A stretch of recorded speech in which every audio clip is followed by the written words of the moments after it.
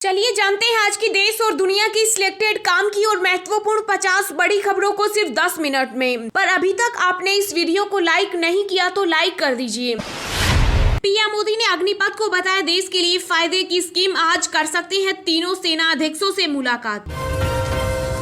अग्निपथ के विरोध में भारत बंद। नोएडा और जयपुर में धारा 144 लागू। बिहार सहित कई राज्यों में हाई अलर्ट। पीएम मोदी ने कर्नाटक के बेंगलुरु में कई रेल परियोजनाओं का किया उद्घाटन। कहा ईज ऑफ डूइंग को मिलेगा बढ़ावा। कार्यकाल पूरा होने से पहले अग्निवीर नहीं छोड़ सकेंगे, सेना जारी हुए दिशा निर्देश। अंतर्राष्ट्रीय योग दिवस के अवसर पर देश के 75,000 स्थानों पर योग दिवस का आयोजन करेगी बीजेपी। अग्निपथ के खिलाफ दिल्ली कूच के लिए ट्रैक्टर तैयार। किसान नेता राकेश टिकैत ने किया देशव्यापी विरोध का ऐलान। ऑस्ट्रेलिया की रक्षा मंत्री मार्लिस आज से 3 दिन भारत दौरे पर। राजनाथ समेत इन नेताओं से करेंगे मुलाकात। सिद्धू मूसेवाला मर्डर केस में पुलिस को बड़ी कामयाबी। 2 शूटर गिरफ्तार। भारी मात्रा में हथियार और विस्फोट बरामद। अग्निपथ योजना के विरोध के बीच पीएम मोदी का बड़ा बयान। कहा नए सुधारों का रास्ता ही हमें नए लक्ष्य और नए संकल्पों की ओर ले जाता है। एशियाई ट्रैक साइकिलिंग चैंपियनशिप में भारतीय साइकिलिस्ट ने दूसरे दिन जीते 8 पदक। ज्योति को मिला स्वर्ण। अग्निवीरों के लिए आनंद महिंद्रा का बड़ा ऐलान। महिंद्रा ग्रुप में नौकरी का दिया ऑफर। ट्वीट कर कहा अनुशासन और कौशल आएंगे काम। भारतीय सेना ने अग्निवीरों की पहली भर्ती का नोटिफिकेशन जारी किया। जुलाई से शुरू होगा रजिस्ट्रेशन। अग्निपथ योजना के तहत भारतीय नौसेना में पहली बार होगी महिला नाविकों की भर्ती। समुद्र में होगी तैनाती। अग्निपथ स्कीम के विरोध में भारत बंद के आह्वान के बीच रेलवे ने रद्द की 700 से अधिक ट्रेनें। टिकट का पूरा पैसा वापस करेगा रेलवे। ताकतवर देशों से भारत वसूलेगा 7 लाख करोड़ रुपए। कहा आपके कारण बढ़ा हमारा खर्च, भरे हर जाना। अग्निपथ योजना पर बसपा सुप्रीमो मायावती ने कहा ये लॉकडाउन और नोटबंदी जैसा फैसला, अहंकार से बचे केंद्र सरकार। कांग्रेस नेता सुबोध कांत सहाय का विवादित बयान। सत्याग्रह के मंच से पीएम मोदी को लेकर कहा पीएम हिटलर के रास्ते पर चलेंगे तो वह हिटलर की मौत मरेंगे।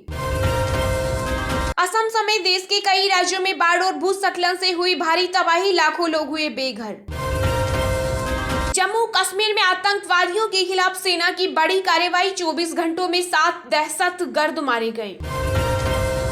महाराष्ट्र में कपास की खेती से डबल होगी किसानों की आय। शुरू हुआ एक गांव एक किस्म अभियान।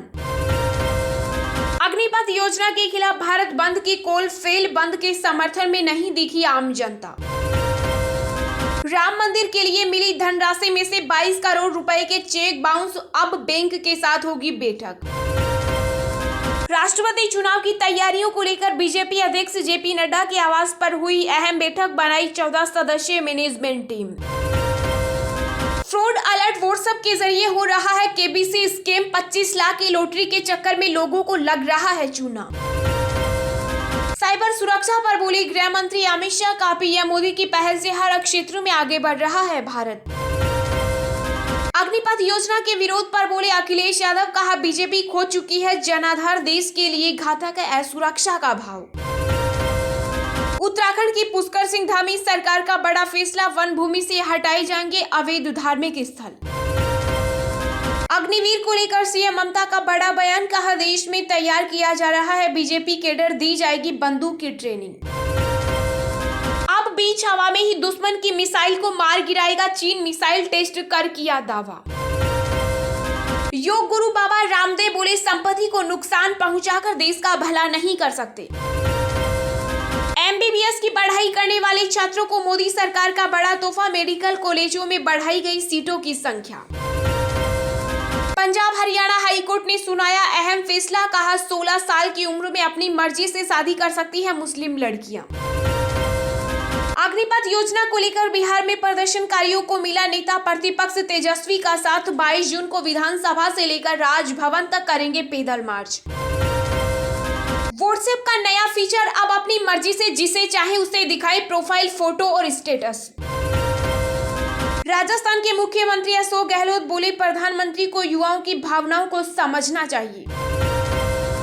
एयर इंडिया अगले 5 साल में शामिल करेगी 200 से ज्यादा विमान। कमर्शियल एविएशन के इतिहास में सबसे बड़ी डील में से एक। दिल्ली, राजस्थान सहित देश के कई राज्यों में बारिश की संभावना। आईएमडी ने जारी किया अलर्ट। यूपी में आजमगढ़ का नाम हो सकता है आर्यमगढ़। सीएम योगी आदित्यनाथ ने जनसभा में दिए संकेत। असम में बाढ़ का कहर, 42 लाख से अधिक लोग हुए प्रभावित। 8 लोगों की मौत, बचाव कार्य में जुटी सेना। अब किस्तों में चुका सकेंगे अपने इंश्योरेंस का प्रीमियम। नए प्लान पर काम कर रहा है इरडा। केंद्रीय मंत्री स्मृति ईरानी कोरोना से हुई संक्रमित, ट्वीट करके दी जानकारी। पश्चिम बंगाल में बीजेपी नेता शुभेंदु अधिकारी ने सीएम ममता बनर्जी को दी चुनौती। कहा, बंगाल पुलिस में अग्निवीरों के लिए आरक्षित करे 25% पद। अग्निपथ उपद्रव मामले में घटना को 6 कोचिंग सेंटर पर एफआईआर दर्ज। 190 लोग गिरफ्तार। सोशल मीडिया पर डाले गए थे भ्रामक पोस्ट। शरद पवार, फारूक अब्दुल्ला के बाद अब गोपाल कृष्ण गांधी ने राष्ट्रपति चुनाव लड़ने से किया इनकार। केंद्र सरकार का बड़ा फैसला, बिहार के भाजपा कार्यालयों की बढ़ाई सुरक्षा। 11 जिलों में एसएसबी तैनात। पेगासस के बाद हर्मिट के निशाने पर नेता, पत्रकार और कारोबारी। साइबर सुरक्षा कंपनी की रिपोर्ट में हुआ खुलासा। यूपी के वाराणसी में प्रदर्शनकारियों ने किया 12.97 लाख का नुकसान। अब जेल में बंद लोगों से वसूला जाएगा जुर्माना। तेलंगाना के सीएम केसीआर और ओवैसी के गढ़ में सेंध लगाने में जुटी बीजेपी। 3 जुलाई को पीएम मोदी हैदराबाद में जनसभा को करेंगे संबोधित।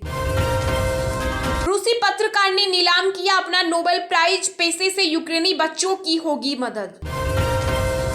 अग्निपथ स्कीम को लेकर सुप्रीम कोर्ट में याचिका दायर। सार्वजनिक संपत्ति के नुकसान पर एसआईटी के गठन की मांग। बंगाल विधानसभा में नुपुर शर्मा के खिलाफ निंदा प्रस्ताव हुआ पारित। पैगंबर मोहम्मद के अपमान का मामला।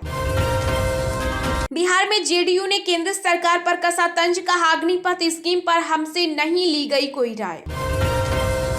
देश में बीते 24 घंटों में कोरोना के 12,781 नए मामले आए सामने। 76,000 के पार हुए एक्टिव केस।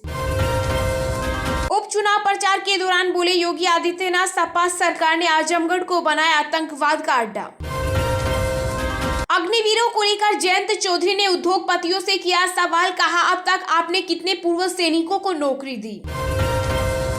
बंगाल में फिर बढ़ने लगा कोरोना का संक्रमण। मेडिकल एक्सपर्ट ने लोगों के लापरवाह रवैये को ठहराया जिम्मेदार। एक हफ्ते से निचले स्तर पर संघर्ष कर रहा है सोने का भाव। जानिए नए रेट्स।